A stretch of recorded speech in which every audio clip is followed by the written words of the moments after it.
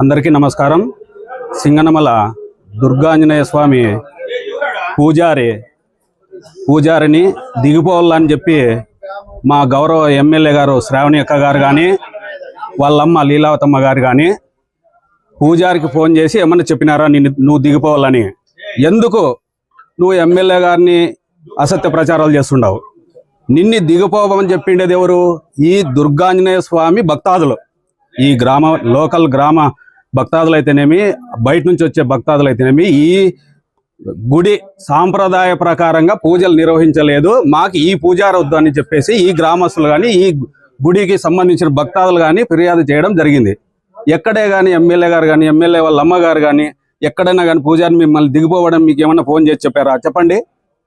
వాళ్ళ మీద బురద చల్లడం మంచిది కాదని కూడా నేను పూజారి గారిని హెచ్చరిస్తున్నా. ఎందుకంటే మా కూటమి ప్రభుత్వం గౌరవ ముఖ్యమంత్రులు వారిలో నారా చంద్రబాబు నాయుడు సార్ గారు అభివృద్ధి చేసే కార్యక్రమాలు చూసి ఓర్చలేక బురద చల్లడం మంచిది కాదని కూడా తెలియజేస్తున్నా. మా గౌరవ ఎమ్మెల్యే గారు ఈ నియోజకవర్గంలో అభివృద్ధి కార్యక్రమాలు అనేక కార్యక్రమాలు చేస్తున్నారు. ఎందుకంటే ఈ నియోజకవర్గంలో సాగునీరు కానీ తాగునీరు కానీ గ్రామీణ ప్రాంతాల్లో బీటీ రోడ్లు కానీ సిమెంట్ రోడ్లు కానీ ఎన్నో కిలోమీటర్లు వేయించడం జరిగింది. అట్లా అభివృద్ధి చేసే ఎమ్మెల్యే గారి మీద బురద చల్లడం ఎంతవరకు కరెక్ట్? వైఎస్ఆర్ నాయకులకు కానీ చెప్తున్నాం, మేము తెలియజేస్తున్నాము. ఎందుకంటే మేము అభివృద్ధి చేస్తున్నారు మా కూటమి ప్రభుత్వం కానీ మా ఎమ్మెల్యే కానీ మా ముఖ్యమంత్రి కానీ, వాళ్ళ మీద బురద చల్లడం కరెక్ట్ కాదని కూడా తెలియజేస్తున్నా. పూజారి అవసరమైతే ఏదో ఒక కండవా కప్పుకొని పార్టీల్లో చేరి రాజకీయాలు చేసుకోమని కానీ ఇట్లా అవాస్తవాలు బురద చల్లే కార్యక్రమాలు మానుకోవాలని కూడా హెచ్చరిస్తున్నాం. పూజారిని ఎవరు భక్తాదులు కోరుతున్నారు? ఆ గుడికి సంబంధించిన సాంప్రదాయ ప్రకారంగా పూజలు నిర్వహించలేదు. భక్తాదులు వచ్చినప్పుడు పూజ చేయడానికి రావడం లేదు. నేను ఈ టయానికి రాలేను, మీరు ఈ టయానికి రాకూడదని భక్తాదులు చెప్పడం జరుగుతుంది. ఈ గ్రామవాసులు కానీ బయట అవన్నీ సిఐ గారు ఎందుకు? సిఐ గారికి వాళ్ళే 100 కాల్ చేస్తున్నారు. పూజారి వాళ్ళు వచ్చి ఇక్కడ ఎంక్వైరీ చేస్తున్నారు అంతే. ఎవరు? పోలీసు వాళ్ళు ప్రత్యేకించి ఈ భక్తాదులే ఫిర్యాదు చేస్తున్నారు ఈ పూజారి పైన. ఎక్కడ కూడా ఏ గుళ్ళో కూడా ఏ పూజారికి పైన రాలే కంప్లైంట్లు, ఈ పూజారి పైన వస్తున్నాయి. అది ఎవరు చెప్తున్నారు? ఈ గ్రామవాసులే. ఎవరు? భక్తాదు, ఈ గుడికి సంబంధించిన భక్తాదులే. దీన్ని రాజకీయంగా తిప్పుతున్నాడు ఎవరు? పూజారి కావచ్చు, పూజారి వెనకలు ఉన్న నాయకులు కావచ్చు. అది పద్ధతి. అదే దాన్ని ఏమంటారు? ఇప్పుడు నేను అంటే ఇప్పుడు నీకు ఎవరన్నా కానీ పరామర్శించడానికి ఎవరు వచ్చినారు? వైఎస్ఆర్ నాయకులు వచ్చినారు. అది రాజకీయం అంటారు. పూజారి వెనకలు చేస్తుండే రాజకీయం కదా. అది పూజారి రాజకీయాలు లేకపోతేనే బెస్ట్ ఇది. ఎందుకంటే నీకు పూజారి కావాలనుకున్నప్పుడు ఈ గుళ్ళో రిక్వెస్ట్ గా అడుకోవడం, ఈ గ్రామాలను భక్తాలను అడుకోవడం జరుగుతుంది. ఉన్నారు ఇప్పుడు నీకు అనేది ఇప్పుడు పూర్వం నుంచి ఉన్నారని ఇప్పుడు ఎవరు? భక్తాదులే కదా కంప్లైంట్ చేస్తుండేది. ఇదే గ్రామంలోనే ఎంతో మంది మాకు ఈ పూజారి వద్దు అని కంప్లైంట్ చేసినప్పుడు కూడా మేము వినడం జరిగింది. ఎక్కడో ఉండాలని పిలిచికొచ్చి చేపించింది కూడా ఊరోళ్ళే అని చెప్పి చెప్తున్నారు. ఎవరు? వీళ్ళు హైదరాబాద్ లో ఎక్కడో ఉంటారు, ఎక్కడో పూజ చేసుకునే వాళ్ళని వీళ్ళుండే సాయం సరిగ్గా లేరని చెప్పి వీళ్ళు పెట్టిన సాయం సరిగ్గా లేరని చెప్పి సాములను పిలుచుకొని వచ్చి ఇక్కడ పెట్టినారు.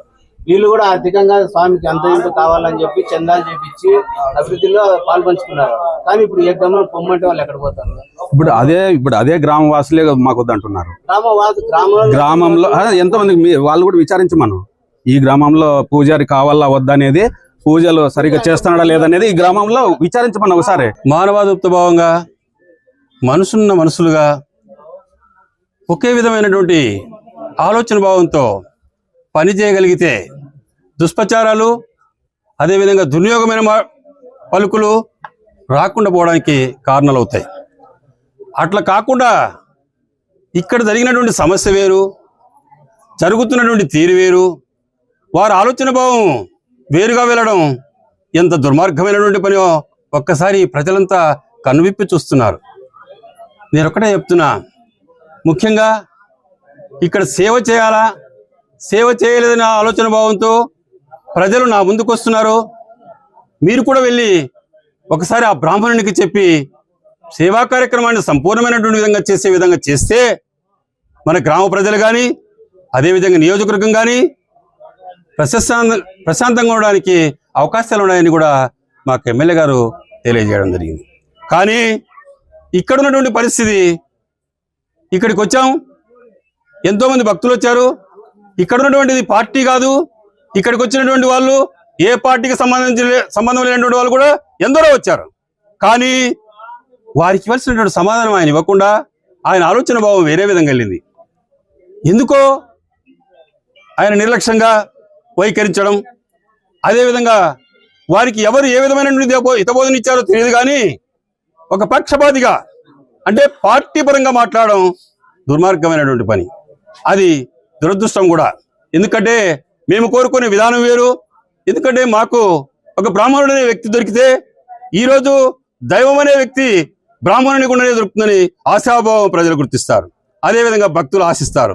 ఆ ఆశను, దేవుని వరాన్ని శ్రీరామరక్షగా బ్రాహ్మణుని యొక్క ఆశీర్వాదిని పొందుదామనుకున్నటువంటి ఇక్కడికి వచ్చినటువంటి ప్రజలకు, భక్తులకు పార్టీలు కాదు, వైఎస్ఆర్ కాదు, టీడీపీ కాదు, కాంగ్రెస్ కాదు, ఏ పార్టీ కూడా కాదు, పార్టీలకు సంబంధం లేకుండా భక్తులకు పనిచేయమని మాత్రమే మనస్ఫూర్తిగా కోరడం జరిగింది.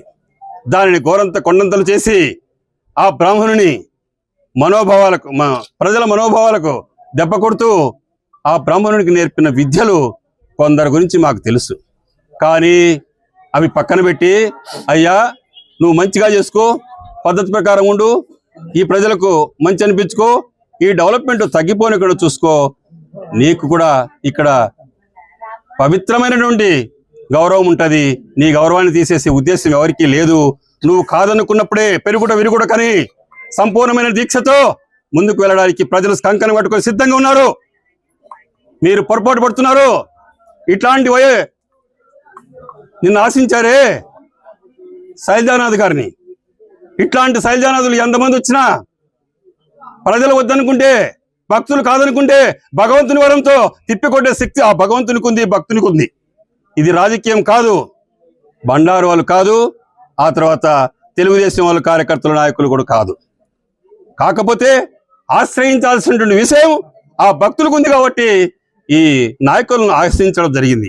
ఆ నాయకత్వంతోనే ముందుకు పనిచేస్తున్నాం. కాబట్టి ఎట్టి పరిస్థితిలో బ్రాహ్మణుని విషయంలో మేము ఏ తేడాలో కూడా ఆయనకు అన్యాయం చేయాలని కానీ, ఆయనకు నిరుత్సాహపరచాలని కానీ, అదేవిధంగా ఆ బ్రాహ్మణుని యొక్క ఆశీర్వాదం కావాలని కోరుకోవడం తప్ప భక్తులు మరొకటి లేదని కూడా ఈ సభాముఖంగా తెలియజేస్తున్నా. వైసీపీ చేసిన ఆరోపణలు మీరేం చెప్తారు? అంటే గుప్త నిధుల కోసమే టీడీపీ నాయకులు ఇదంతా చేస్తున్నారు అంటున్నాడు. గుప్త నిధులు చరిత్ర సూర్యునికి ఎంగిలి మూస్తే అది మనకు తిరిగి వచ్చి పడుతుంది. అందుకోసం గుప్త నిధులు ఎవరయ్యా చేసింది? ఏనాడు ఎవరో ఇక్కడ తప్పు చేసినటువంటి ఘనత అది మీకు కూడా తెలుసు. ఎందుకంటే నువ్వు ఇక్కడ ఎమ్మెల్యేగా ఉన్నావు, మంత్రిగా ఉన్నావు, అన్నీ చూసావు. ఏనాడు తప్పు చేస్తారో మీరు ఆ తప్పుకు ప్రతిఫలం కూడా అనుభవించారు. అది కాదు ఇక్కడ. నిజంగా దైవభక్తితో ముందుకెళ్ళి ఇక స్థావరమైనటువంటి పట్టుదలతో డెవలప్మెంట్ అనే ఆలోచన భావంతో పనిచేయాలన్నటువంటి ఒక దృఢమైన లక్షణం తప్ప ఇక్కడ వేరేది లేదన్న వాస్తవము ఇది అక్షరాల నిజమని కూడా ఈ సభాముఖంగా నేను ఒక టీడీపీ నాయకునిగాను, టీడీపీ కార్యకర్తగా చెప్పడంలే, నిజంగా దైవభక్తితో మనస్ఫూర్తిగా ఆంజనేయ స్వామి భక్తునిగా చెప్తున్నా. ఎందుకంటే వాస్తవాలు కొంతమందికి విరుద్ధంగా ఉండొచ్చు, కానీ వాళ్ళు మనసు మార్చుకుంటే భగవంతుడు వాళ్ళకు కూడా వరాన్ని ఇస్తాడు.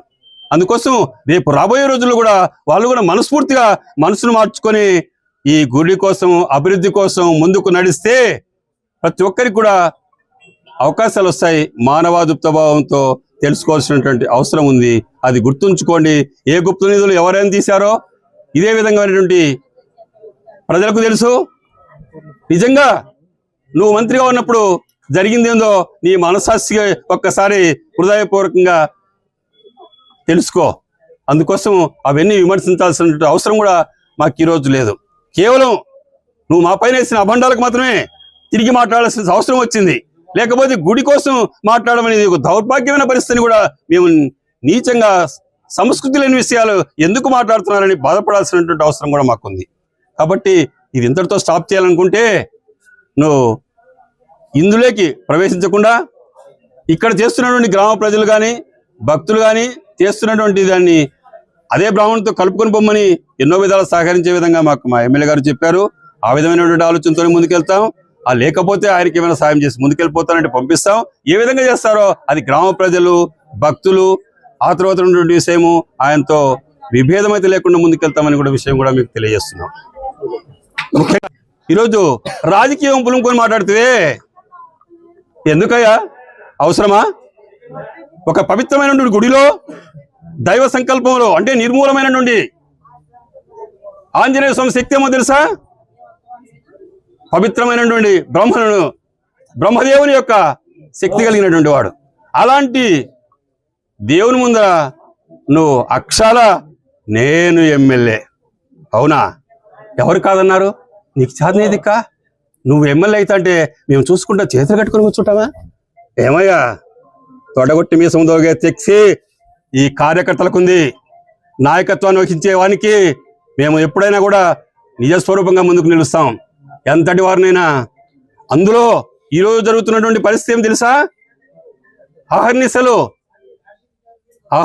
తెలుగుదేశం ప్రతి మంచి పని కోసం, ప్రతి పేదోళ్ళ కోసం, చదువు సంస్కారాలు అయితేనేమి, అదేవిధంగా రైతాంగం అయితేనేమి, అదేవిధంగా ఎక్కడ ఏ లోటున్నా దాన్ని తీర్చడానికి సంసిద్ధంగా మా చంద్రబాబు నాయుడు గారు ఉన్నారు, లోకేష్ గారు ఉన్నారు, పవన్ కళ్యాణ్ గారు ఉన్నారు, అదేవిధంగా ఎమ్మెల్యే గారు అదే అడుగుదాడలు నడవడానికి సంపూర్ణంగా సిద్ధంగా ఉంది. ఎక్కడైనా ఒడుదొడుగులు లోపాలు ఉంటే అవి తీర్చుకోవడానికి మేమున్నాం. మేమందరం ఐక్యభావంతో ముందుకు నడవడానికి సంపూర్ణ సిద్ధంగా ఉన్నాం. ఏ ఒక్క ఎంపీటీసీని కానీ సర్పంచ్ని కానీ గెలుచుకోవడానికి ముందు ఆలోచించేయి. నువ్వు ఎమ్మెల్యేని కాదు, ఎప్పుడైతే ఎమ్మెల్యే చూస్తా రా రంగంలోకి. నీ చేతనైతే ఇప్పుడు చెప్తున్నా, తెలుగుదేశం తొడగొట్టి మీసం దిగి మరేం సంపూర్ణంగా తెలుగుదేశం విజయాన్ని సాధించి ఈ సింగనమల నియోజకవర్గం నుంచి ఎమ్మెల్యేను పంపించి చంద్రబాబు నాయుడు మరోసారి ముఖ్యమంత్రిగా చూస్తామని కూడా ఈ సభాముఖంగా తెలియజేస్తూ సెలవు తీసుకుంటున్నాం. నా పేరు మధు యాదవ్. నేను సింగనమల గ్రామవాసిగా నేను మాట్లాడుతూ ఉన్నా, అదేవిధంగా ఒక భక్తుడిగా కూడా మాట్లాడుతూ ఉన్నా. కానీ మా మనోభావాలు సింగనమల గ్రామంలో మీరు ఒకసారి ఎంక్వైరీ చేయండి. ఈరోజు మాట్లాడేవారంతా కూడా గతంలో ఇక్కడికి వస్తే పూజలు జరిగి, అంటే బ్రాహ్మణులు లేని పక్షంలో కూడా ఇతర కులాల వాళ్ళు కూడా వచ్చి ఇక్కడే ఉండి ఊరిలో భిక్షాటన చేసుకొచ్చి ఇక్కడ పూజలు చేయడం జరిగింది. కానీ ఇప్పుడు మేము 100 సంవత్సరాల నుంచి వస్తున్నామని బ్రాహ్మణుడు చెప్తున్నాడు. వాస్తవమే అనుకో, నువ్వు 100 సంవత్సరాలు ఉన్నాయి, అదేమనేది జనాలకు తెలిసింటుంది, ఇక్కడ పూజకు వచ్చే భక్తులకు కూడా తెలిసింటుంది. మీరు కూడా పూజారి అనేవారు గతంలో అనంతపూర్ నుంచి వచ్చి కమిటీ వేసి ఇక్కడ పురాతనమైన గుడి అని చెప్పేసి అనంతపూర్ వారు కూడా వచ్చి ఇక్కడ సహాయక సహకారాలు అందించి ఈ రేకుల షెడ్ అయితేనేమి, దుర్గా భవాని గుడి అయితేనేమి, గుడి గోపురం అయితేనేమి ప్రతి ఒక్కటి కట్టించడం జరిగింది. కానీ వాళ్ళు ఉన్నవారు నిన్ని లెక్కాసారాలు ప్రతి ఒక్కటి నువ్వు బ్రాహ్మణుడిగా గుడి వరకే చూసుకోమని చెప్తే, నువ్వు బ్రాహ్మణుడిగా ఉండి నువ్వు గుడిలో అప్పటికే రాజకీయం చేసినటువంటి వ్యక్తి ఈ బ్రాహ్మణుడు. ఎందుకంటే అప్పుడు వాళ్ళ లెక్కాసారాలు అవన్నీ అడిగారు కాబట్టి నువ్వు పూజ చెయ్యి, నీకు బ్రాహ్మణుడికి నీకు శాలరీ ఇస్తాము, నీకు ఎంత ఇస్తామని చెప్తే, లేదు గుడి నాకు కావాలా, గుడి నాది అని చెప్పేసి వాళ్ళని ఇక్కడ కొంతమంది వ్యక్తులను లోకల్లో వ్యక్తులను కలుపుకొని వాళ్ళని కమిటీ రద్దు చేయించి అప్పటికే రాజకీయం చేసినటువంటి వ్యక్తి ఈ పూజారి గారు. అప్పటికే రాజకీయం చేసి వారిని వెనక్కి పంపించడం జరిగింది. కానీ ఇంకొక కమిటీ వేర్పంచుకున్నావు, నీకు కావాల్సిన వాళ్ళు వేర్పంచుకొని చేసిన తర్వాత ఒక్క అభివృద్ధి ఏమైనా చేశారా ఈ పూజారి గారు? కానీ ఈ పూజారికి ఒకటే చెప్తా ఉన్నాం, నువ్వు ఎక్కినప్పటి నుంచి నీ దగ్గర నువ్వు ఎట్లా ఆక్రమించుకుంటావు? ఈ గత ప్రభుత్వాలు కళ్యాణ మండపం కింద ఒక ప్రభుత్వం కట్టింది, పైన ఒక ప్రభుత్వం కట్టింది, నువ్వెట్లా ఆక్రమించుకుంటావు? గుడి ఇక్కడ పేదవాళ్ళు పూజ చేసుకోవడం కోసం అత్తే గదక బస్సుల్లో చేస్తావు. స్వయాన నా తమ్ముడు పెళ్లి జరిగితే నువ్వు ఒడ్లు పోసుకొని కళ్యాణ మండపంలో ఖాళీ చేయంటే చేయలేని పూజారి నువ్వు చెప్తావు. అదేవిధంగా 6 గంటలకే వచ్చి నువ్వు పూజ చేయాలా? ఎప్పుడు 11 గంటలకు చేస్తాను, 12 గంటలకు అయిపోతుందంటే పేదవాళ్ళు కూలీలు పోతా ఉంటారు. 12 వచ్చి స్వామిని దర్శించుకొని పోయేవారు ఈ రోజు ఎందుకు రావడం అమాంతంగా తగ్గిపోవడం జరిగింది. అంత పెద్ద తెపతినాలు జరిగింది, ఘాట్ నిర్మించినారు, లైట్లు వేశారు, అంతమంది జనాలు కలిశారు. నువ్వు ఒకసారి ఆత్మవిమర్శలు చేసుకోవాలి. బ్రాహ్మణుడు గారు నిన్ను విమర్శించక మేము రాలేదు, కానీ ఎంతమంది గుడిపైకి వచ్చారు? కింద చూస్తే వేలాది మంది జనాలు వచ్చారు, వందలాది మంది జనాలు వచ్చారు. గుడిపైన ఎన్ని టెంకాయలు చేసి నీ ఆత్మ విమర్శనం చేసుకోవాలా? దయచేసి చెప్తా ఉన్నాం, మేము ఒక భక్తులుగా చెప్తున్నాం, సింగనమల గ్రామ వాసులుగా చెప్తా ఉన్నాం, నువ్వు కూడా అర్థం చేసుకొని ఏ విధంగా అయితే పూజలు గతంలో జరిగేటివి అవి చూసుకోవాలా? సరే, నువ్వు వాళ్ళని రద్దు చేయించినప్పటి నుంచి ఎందుకు నువ్వు ఇంకో కమిటీ ఏర్పంచుకున్నావు కదా, ఎందుకు నువ్వు కమిటీ వాళ్ళ బీగాలు నువ్వెందుకు తీసుకున్నావు? గుడి నువ్వేమంటావు? నేను వచ్చి కంపచర్లు బీగితే 100 డైలీకి ఫోన్ చేస్తావు, అధికారికంగా ప్రభుత్వాన్ని తిడతావు. ప్రభుత్వాలు అవసరం లేదు, రాజకీయాల్లో గుళ్ళల్లో అవసరమే లేదు. ఇప్పుడు నువ్వు ఒకటే ఇది చైర్మన్ గా ఉన్నటువంటి వ్యక్తి రాజకీయాల్లోకి రాకముందే రాజకీయాలకు రాకముందే దేవుళ్ళ సమస్యలో ఆమె ఈ ఊర్లో పుట్టింది కాబట్టి ఈ ఊరికి సేవ చేయాలా. నువ్వు అప్పటికే ఒకసారి అర్థం చేసుకోవాలా. రాజకీయాలు రాకముందే రుసింగ్మైకి పాత్ర అందించారు. జరిగి ఇంకో విషయం కూడా ఇక్కడ చెప్పారు ఇంతకు ముందు, 1,20,000 రూపాయలు పెట్టి శివపార్వతులకి తాళబొట్టు కూడా వేపించడం జరిగింది. అదే విధంగా చాలా కూడా దేవుళ్లకు స్వయాన నేనే అడిగా, గొల్ల వీధిలో వెలిసినటువంటి అక్బర్ స్వామి గుడికి నేనే పోయి అడిగితే 1,00,000 రూపాయలు అడిగితే, సరే మధు మీరు ఎంత అవుతుందో చేసుకోండి అని చెప్పేసి అప్పుడు మా గ్రామస్తులు అంతా ఇవ్వడం జరిగింది. అదేవిధంగా అనేక ఇప్పుడు వచ్చినట్టు కదా, ఇప్పుడు పదవి అనేది ఇప్పుడు వచ్చింది, గతంలో ఏం లేదు కదా. గతం నుంచి స్వచ్ఛంద సమస్యలు ఈ గుడి కార్యక్రమం చేస్తా ఉన్నారు కదా, అది కూడా మనసులో పెట్టుకోవాలా. రాజకీయాలు వద్దు, మీకేమన్నా ఉంటే నువ్వు ఒక అభివృద్ధి చూపించు. నువ్వు కమిటీ ఏర్పంచుకున్నప్పటి నుంచి నేను టీడీపీ నువ్వు చెప్తా ఉన్నావు, టీడీపీ వాళ్ళని వేసుకున్నాం, వైసీపీ వాళ్ళని వేసుకున్నాం. అసలు నీకు నోటికి బ్రాహ్మణుడుగా నీకు ఎందుకు వస్తాయి రాజకీయాలు రాకూడదు కదా. రాజకీయాలు నీకు ఎందుకు వస్తాయి? నువ్వు అంటే వేరే వాళ్ళు వచ్చి చెప్తే, నీకు కొంతమంది చెప్తే నువ్వే నష్టపోతావు. రాజకీయాలు అనే పేరు బ్రాహ్మణుడి నుంచి రానివ్వకూడదు. సరే నువ్వు వాళ్ళని వేసాం వీళ్ళని వేసాం, నువ్వు ఎక్కినప్పటి నుంచి నువ్వు కమిటీ ఏర్పంచు ఒక్క అభివృద్ధి చేసావా? నువ్వు ఉన్న ఇంటి ముందర నివాస స్థలం ముందర కంప చెట్టు కళ్యాణ మండపం పెరిగిపోయింది, దాన్ని కొట్టడం కనపలేదా? ఈ రోజు నిన్న కూడా వచ్చాం, ఇక్కడ గుడి ముందరే పేడ అంతా ఎరిగింది, ఈ రోజు క్లీన్ చేయించడంలే. అంటే ఈ రోజు ప్రెస్ మీట్ అంటే నీకు కావాల్సిన ఒత్తాసుల దగ్గర ఇక్కడ వచ్చి పనిచేస్తున్నాం. దయచేసి చెప్తా ఉన్నాం, స్వామికి ఎవరు విరుద్ధంగా లేరు. స్వామి కొన్ని పద్ధతి మార్చుకోవాలా. నీ ఆగమ శాస్త్రము ఆ శాస్త్రం అంటే హిందూస్తాన్ని మూల పడిపోతా ఉంది. నీ ఆగమ శాస్త్రం ఏమన్నా ఉంటే బ్రాహ్మణుల దగ్గర ఇక్కడ ప్రజలకు అనుకూలంగా చేస్తే ప్రజలు బాగుంటారు. గతంలో ఉన్న ఇక్కడ వచ్చే భక్తులు ఇష్టం లేక సింగనమల ఊర్లో ఉన్న ఆంజనేయ స్వామికి భక్తులు ఎక్కారు. మీరు ఒకసారి అది కూడా అబ్జర్వ్ చేయండి. మీరు ఊరికి రాజకీయ రంగు కోసం స్వామిని కూడా ఎంకరేజ్ చేసి తెలియని స్వామికి కూడా మీరు ఒత్తాస్ పలికి చెప్పొద్దనని చెప్తా ఉన్నాం. మీకు చేతనైతే గుడి స్వామి పూజార్ల దగ్గర సక్రమంగా ఉండాలని చెప్పేసి నేను కూడా చెప్తా ఉన్నా. నేను ఒక భక్తుడుగా సింగనమల నేను కూడా ఇక్కడ ఈ రోజు వచ్చా. నాకు కూడా గత 6 నెలల నుంచి వస్తా ఉంటే చాలా బాధపడతా ఉన్నాం. ఈ రాజకీయాలకు పులుముకుంటే ఈ గుళ్ళ అభివృద్ధిలో రాజకీయాలు ఎటువంటి చేయొద్దండి. ఇక్కడ అపశుభకారిగా జరిగినటువంటి వారు కూడా ఇక్కడే గుళ్ళో పండుకున్న చరిత్రలు అన్నీ ఉన్నాయి. ఇక్కడే పండుకొని వాళ్ళకు మంచి జరుగుతుందనే ఇది కూడా ఉంది. గ్రామంలో మండలంలో కూడా అంతా ఉన్నారు. ఎక్కడెక్కడ భక్తులు కూడా వచ్చేకి ఆగిపోతా ఉన్నారు. నువ్వు ఒకసారి ఆత్మవిమర్శన చేసుకోవాలా. నువ్వు ఉన్న ఇంటి చుట్టూ కూడా బూసి కూడా తీయించుకోలేవు. నీకెందుకంటే నువ్వు సింగల్ అయిపోయావు. ఎందుకు అయిపోయావు అనేది కూడా ఒకసారి అర్థం చేసుకోవాలా స్వామి. నువ్వు కూడా అర్థం చేసుకొని, బూసి ఉంది అన్నీ ఉన్నాయి, దాన్ని కూడా చూసుకొని అక్కడ ఉన్నటువంటి దుర్గా భవాని దగ్గర కూడా చుట్టుపక్కల ఏ విధంగా ఉందో ఒకసారి చూసుకో. నువ్వు ఉన్న కళ్యాణ మండపం ఏ విధంగా చూసుకో. పైన ఉన్న కళ్యాణ మండపం సెటర్ పైకి ఎత్తేకి రావట్లేదు. నువ్వు ఆవులు తోలుతాండావు. గోశాల పెట్టడం కూడా మంచిదే, దానికి కాదనిలే. గోశాల పక్కన నిర్మించి భక్తులు రాకపోకల్ని అడ్డంకులు చేయొద్దు. నువ్వు ఒకసారి ఆత్మ విమర్శన చేసుకోవాలా. దయచేసి చెప్తా ఉన్నాం, నువ్వు రాజకీయాల్లోకి రాగొద్దు. అనవసరంగా ఎమ్మెల్యే వాళ్ళని కావచ్చు ఇంకోరు కానీ రాగొద్దు. ఈ రాజకీయాలు వద్దు. ఎమ్మెల్యే వాళ్ళ అమ్మ సేవాభావగురాలు అనేది నాకు తెలుసు. నేను కూడా విరాళాలు ఇప్పించుకొచ్చాను కాబట్టి గుళ్ళకామె ఎలక్షన్లకు రాకముందే వాళ్ళ ట్రస్ట్ ఆధ్వర్యంలో పెట్టి వాళ్ళు కూడా సేవా కార్యక్రమాలు చేశారు.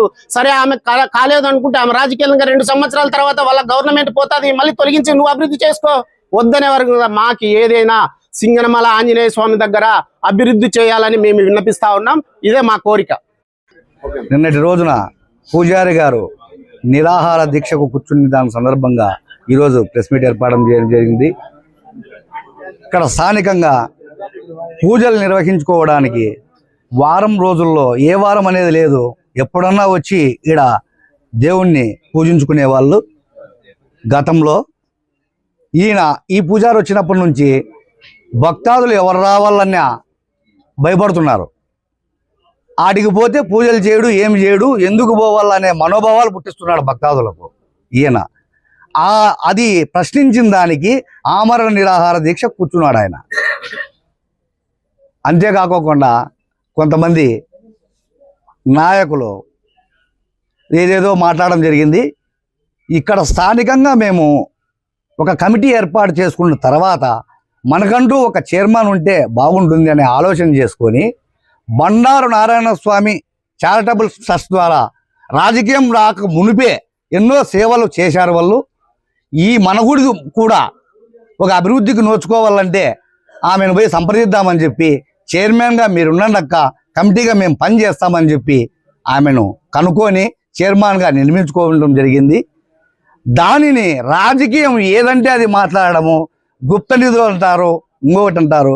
గుప్త నిధుల అన్వేషణ వారికి అవసరం లేదు. ఎన్నో సేవా కార్యక్రమాలకు దోహదపడినారు వాళ్ళు. గుప్త నిధులు అన్వేషించుకోవడానికి ఏం అవసరము, ఇంకా ఏమన్నా మీరు చెప్పండి. ఇంకా ఎన్నో గుళ్ళున్నా ఆడికి సేవ చేయడానికి కూడా సిద్ధంగా ఉన్నారు. దయచేసి ఇలాంటి అవాకులు చెవాకులు తెలిసి మాట్లాడద్దండి, తెలియకపోతే ఇంట్లో ఉండండి. ఇది నలుగురు చూసే విధంగా బాగుండదని విన్నవించుకుంటున్నాను. నిన్నటి రోజున కలెక్టరేట్ వద్ద దుర్గాంజనేయ స్వామి పూజారి శ్రీ రమణ గారి ఆమర నిరాహార దీక్షలో వైసీపీ నాయకులు కొందరు మాట్లాడుతూ ఇక్కడ ఈ గ్రామానికి సంబంధం లేని వ్యక్తులు చైర్మన్గా పెట్టి ఏం చేయాలనే సంభాషణ రావడం జరిగింది. ఇక్కడ అభివృద్ధి చేయాలా, డెవలప్మెంట్ చేయాలా, దేవుని సేవలు ప్రజలందరికీ కలగాలనే ఉద్దేశంతో మేము గౌరవప్రదంగా ఉండే వాళ్ళని చైర్మన్గా పెట్టాలని చెప్పేసి ఎమ్మెల్యే గారు వాళ్ళ అమ్మగారు ఇదే ఊర్లోనే పుట్టి పెరిగారు. ఇదే దేవాలయాలన్నీ కూడా చిన్నప్పుడు ఇక్కడ ఉన్నప్పుడు పూజలు చేసి ఉన్నారు కాబట్టి ఆమెకు అన్ని విధాలుగా ఇక్కడ ఉన్న సాంప్రదాయాలు, హిందూ పద్ధతిలో దేవుళ్ళ ఏ విధంగా మనం పూజించబడతాము, బ్రాహ్మణులు పూజలు ఏ విధంగా ఆచరిస్తారు, బ్రాహ్మణుల ఏ విధంగా దేవాలయానికి సంబంధించిన ఆచారాలు ఉంటాయో అవన్నీ తెలిసిన వ్యక్తి కాబట్టి గౌరవప్రదంగా ఉంటుందని అన్ని కులాలను కలుపుకొని ఒక కమిటీని వేసుకోవడం జరిగింది.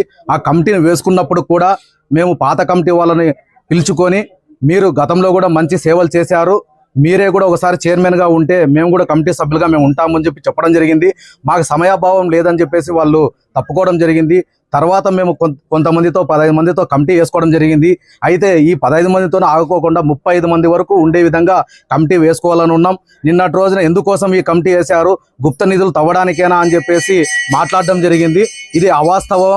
ఎందుకంటే ప్రతి దేవాలయాల్లో అభివృద్ధి కోసం గత ప్రభుత్వంలో దేవాలయాల విధ్వంసాలు ఇవన్నీ చూసాం. ఈ కూటమి ప్రభుత్వంలో అలాంటివి జరగవు.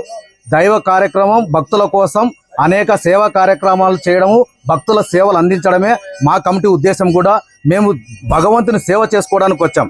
రాజకీయాలకు రాకముందు, రాజకీయాల్లో ముందర కూడా ఇదే ఊరి గ్రామానికి సంబంధించిగా 2016లో మేము శివపార్వతుల ఆరాధన మహోత్సవం గ్రామంలో 9వ ఆరాధన మహోత్సవం శివభక్తులు అంతా చేసినప్పుడు అప్పుడు గ్రామాన్ని గౌరవిస్తూ మేము ఒక పాంప్లెట్ ముద్రణ చేసినప్పుడు ఇక్కడ బాగా చూడండి, 2016 సుబ్బరంగయ్య స్వామి గ్రామ ప్రజలు, గ్రామ సర్పంచ్ ముంతారామాదేవి గ్రామ పెద్దల ఆధ్వర్యంలో నిర్వహించబడను. కానీ ఈ కార్యక్రమం అంతా చేసింది శివమాలదారులు. మేము భిక్షాటన చేసి శివుడు అన్నపూర్ణేశ్వరి దగ్గర ఏ విధంగా అయితే భిక్షాటన చేసి 10 మందికి అన్నం పెట్టాడో అదే సంకల్పంతో మేము శివమాల ధరించినప్పుడు అహం వీడి, మీరు హుందాతనం వీడి, ఎప్పుడైతే మీరు ఒకరికి దగ్గర అడిగి ఇంకొకరికి పెడతారో అప్పుడే మీరు శివమాల ధరించిన దానికి మంచి బోధన అని చెప్పేసి గురువులు చెప్పిన విషయాలతో మేము భిక్షాటన చేసి ఇదే గ్రామంలో ఇట్లా కొన్ని పంద్యాలు, ఎద్దుల పంద్యాలు, గ్రామోత్సవం అంతా చేయడం జరిగింది. అప్పుడు బండారు నారాయణ స్వామి చారిటబుల్ ట్రస్ట్ వాళ్ళ నుంచి 25,000 రూపాయలు బహుమతిగా అప్పుడు ఇవ్వడం జరిగింది. ఇది అప్పుడు గుప్త నిధులు తోగేదానికోసం ఏమన్నా శివమాలదారులతో మాకేమన్నా వీళ్ళు ఏమన్నా ఇచ్చారా? అది కాదు కదా. అలాగే సీతారాముల కళ్యాణము అంగరంగ వైభవంగా జరిగే విధంగా బాగా ఉండాలని చెప్పేసి సీతారాముల కళ్యాణం చేసేటప్పుడు అప్పుడు కూడా మేము అదే బండారు కుటుంబానికి మేము చెప్పామక్క, ఈరోజు మీరు సింగనమల్లో స్టార్ట్ చేస్తున్నారు, మరీ ఏమన్నా కానీ ముందుకి ఉంటారంటే నా ప్రాణం ఉన్నంత వరకు నేను చేస్తానని చెప్పేసి, నేను లేకపోయినా మీతో నేను చేపిస్తానని చెప్పి చేయడం జరిగింది. అలాగే ఇక్కడ రుసింగమయ్య టెంపుల్, ఈ టెంపుల్ అతి కష్టమైనది. ఎందుకంటే కొండల మీద మనుషులు నడవడానికే కష్టం.